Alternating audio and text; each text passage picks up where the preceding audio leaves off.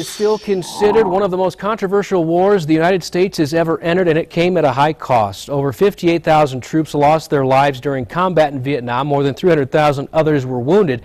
Ask just about anyone who served on the ground in combat. They'll tell you the Vietnam War was not lost on the battlefield. Matter of fact, we won, but it instead was lost by politicians here and abroad. Tonight we take a look back at what the war was like in the eyes of two local Marines who served the battle they faced in Vietnam as well as back here at home. This is their story.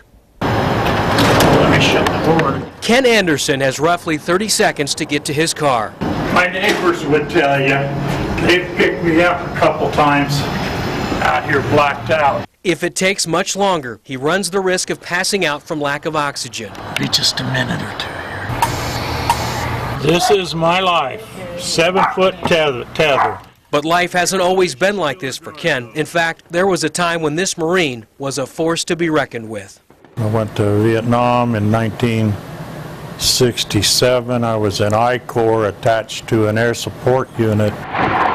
Ken deployed to Vietnam as U.S. ground forces saw the height of combat operations in 1967, supporting the South Vietnamese against the North in what was already a decade-long civil war. But unlike past battles, identifying the enemy inside small villages within the dense jungle of the Asian country was a difficult mission. Confusion, terror, what the heck am I doing here? Why am I here? Watching out for your buddy mostly, and him watching out for you.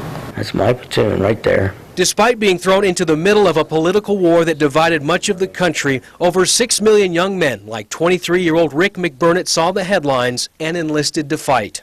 I just somehow felt that it was my duty to serve in the military. By August of '69, McBurnett was defending Hanoi Island against the Viet Cong as an officer with the 1st Marines. 3 days after his arrival, he got his first taste of what the next year of his life would be like. And you think, well, I don't know about this combat stuff, you know. Am I going to be able to do something? And you see your first guy get killed, and it's all different. You know, you got it. It's all about taking care of your men and nothing else. To help reduce the thick jungle along platoon routes and avoid enemy ambush attacks from the north, the U.S. began coating the Vietnamese countryside with 20 million gallons of chemical herbicide between 1962 to 1971, codename Agent Orange. Brown, looked like a big weed garden in the middle of a Nevada drought. Was there a smell to it? Yeah, kind of an oily, I don't really know how to describe it, but an oily stink to it.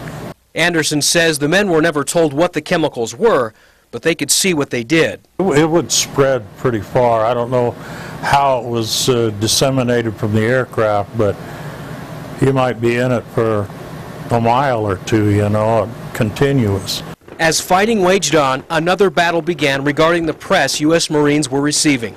The fact that we were treated badly hurt.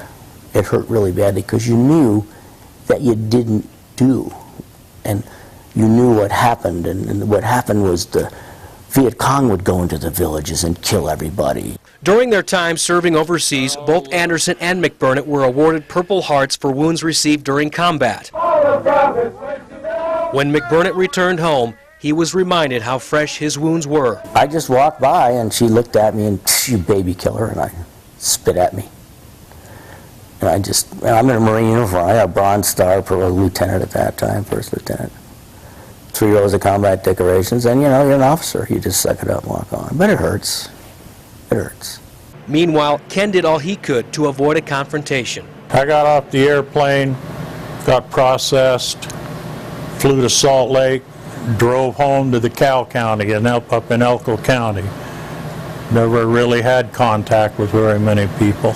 Now, some 45 years later, as the men look back at their service as U.S. Marines during one of the most controversial wars in history, both say they'd do it all over again. Some people would say, "You're crazy. I mean, you're in terrible health now. Why would you do such a thing?" I have no answer to that other than looking at my flag. When you're 60 years old or 50 years old and you look in a mirror, what are you going to see?